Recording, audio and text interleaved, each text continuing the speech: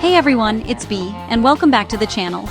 Today we're diving headfirst into a place that's not only breathtakingly beautiful, but also delightfully weird. We're embarking on a journey through the Philippines, an archipelago of over 7,000 islands, each with its own secrets and stories. Now, I'm not just talking about stunning beaches and friendly locals, though they have those in spades. I'm talking about the truly bizarre, the things that make you tilt your head and go, wait, what? From peculiar culinary dares to ancient traditions that seem to defy gravity, this country is a treasure trove of the unbelievable.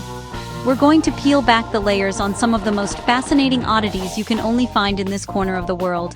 And don't worry, I won't just show you a weird picture and move on. For each strange and wonderful thing on our list, we're going to dig deep. We'll explore its history, uncover its origins, and try to understand the cultural significance behind it. Why do people eat it?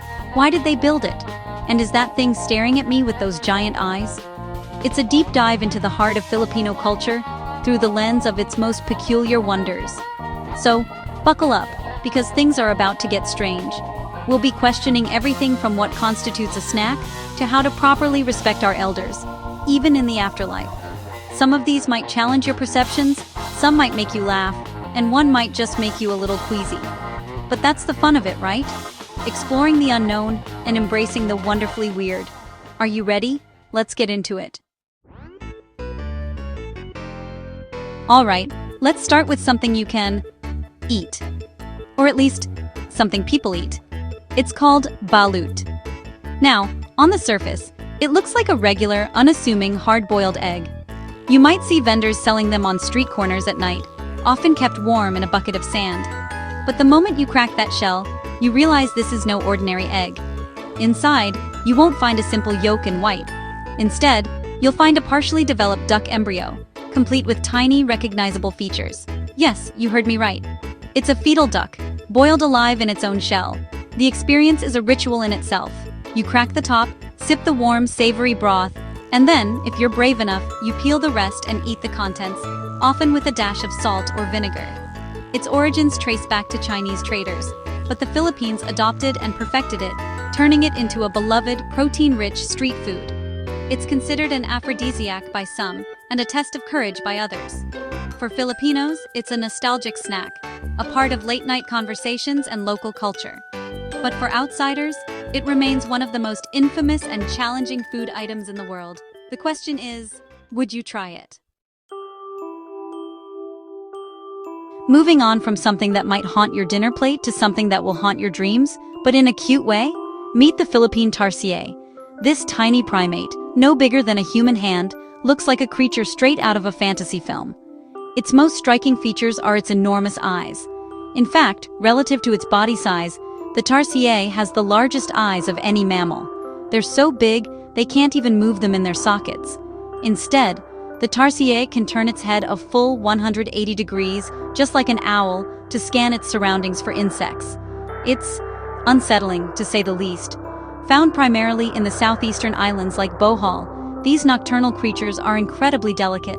They're known to be suicidal, engaging in self-harm like banging their heads against trees when stressed, captured, or exposed to loud noises.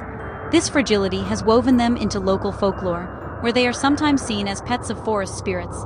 These legends warn against harming them, which, honestly, is a pretty good conservation message. They are a protected species, but their existence is a fragile one, a tiny, bug-eyed testament to the unique biodiversity of the Philippines. If you ever visit a city in the Philippines, you can't miss them. They are the undisputed kings of the road, the jeepneys. These flamboyant, kitschy, and utterly unique vehicles are the country's most popular form of public transportation. Imagine a stretched-out, chromed-out, wildly decorated U.S. military jeep, packed with people and blasting music. And you're getting close. Each one is a work of art, a rolling canvas adorned with everything from religious iconography and cartoon characters to family names and pop culture references. No two jeepneys are ever the same.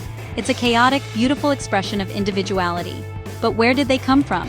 Their story is a perfect symbol of Filipino ingenuity. After World War II, the U.S. military left behind thousands of Willys Jeeps. Instead of letting them rust, resourceful Filipinos modified them. They extended the chassis to fit more passengers, added a roof for protection from the sun and rain, and decorated them with every color imaginable. They transformed a symbol of war into a symbol of post-war recovery and national pride. Today, while they face challenges from modernization and environmental concerns, the jeepney remains a vibrant, noisy, and indispensable part of the Philippine cultural landscape. Let's travel north, to the mountains of Ifugao, to witness something truly monumental. Carved into the very contours of the mountains are the Banawe rice terraces.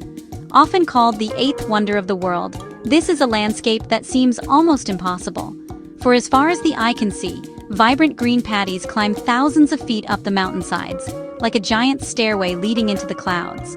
It's a breathtaking feat of engineering, but what makes it truly odd is its age and the way it was built. These terraces are estimated to be over 2,000 years old.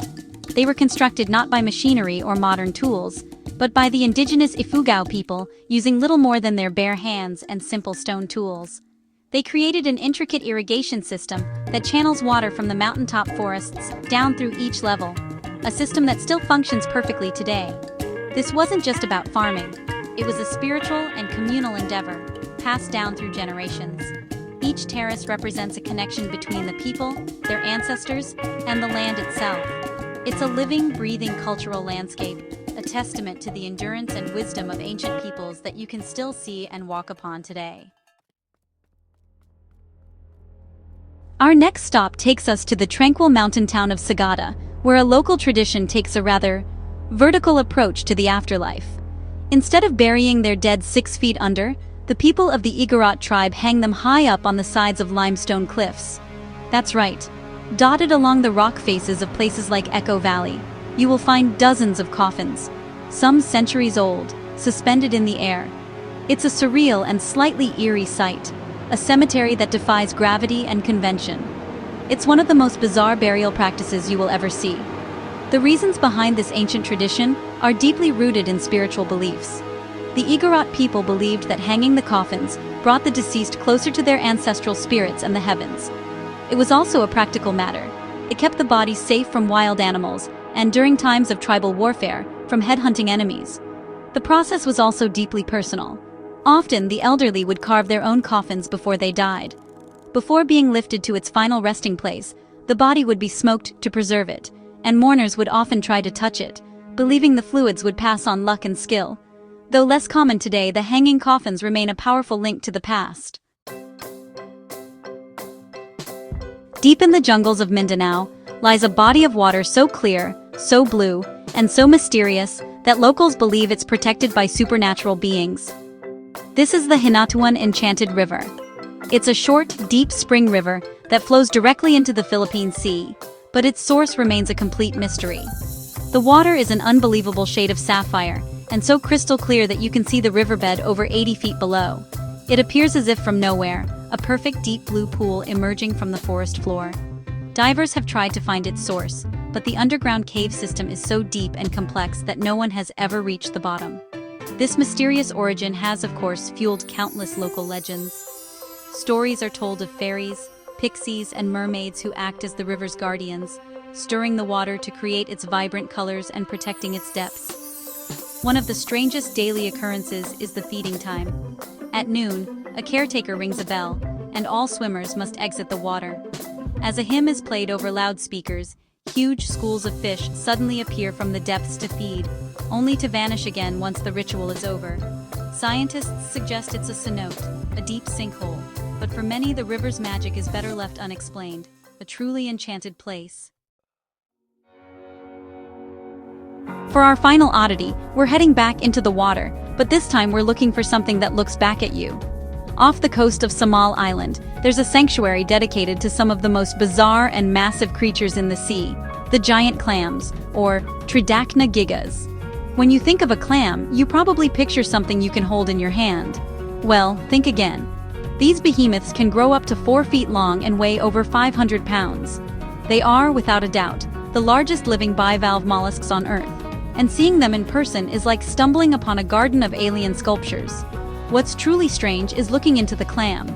Their fleshy mantles are covered in iridescent patterns and what look like hundreds of tiny eyes. These are actually pinhole lenses that allow the clam to sense light and shadow, snapping shut with incredible force if a threat passes over. Sadly, these magnificent creatures were hunted to near extinction for their meat and shells.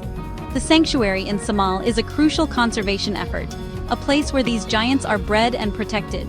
Snorkeling above them is a humbling experience, a chance to witness an ancient and wonderfully weird form of life, slowly making a comeback.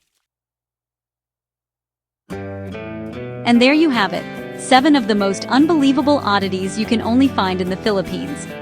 From a fertilized duck egg and a gremlin-like primate to hanging coffins and giant seeing-eye clams, this country is just overflowing with the wonderfully strange. Each of these tells a story about history, ingenuity, and a deep connection to the natural and spiritual worlds. It proves that the most fascinating discoveries are often the ones that don't quite make sense at first glance, the ones that challenge our idea of what's normal. But I know this is just scratching the surface. The Philippines is a vast and diverse place, and I'm certain there are countless other strange traditions, mysterious places, and unique creatures that I haven't even heard of. That's where you come in. If you're from the Philippines or have traveled there, what did I miss? What local oddity should the world know about? Let me know in the comments below. I genuinely love reading your stories and learning from your experiences. It's the best part of making these videos. Thank you so much for joining me on this journey into the weird and wonderful. If you enjoyed diving into these bizarre corners of the world, please give this video a thumbs up and consider subscribing to the channel for more adventures into the unknown. We have a lot more strange and fascinating topics to cover, and you won't want to miss them. Until next time, stay curious and keep exploring.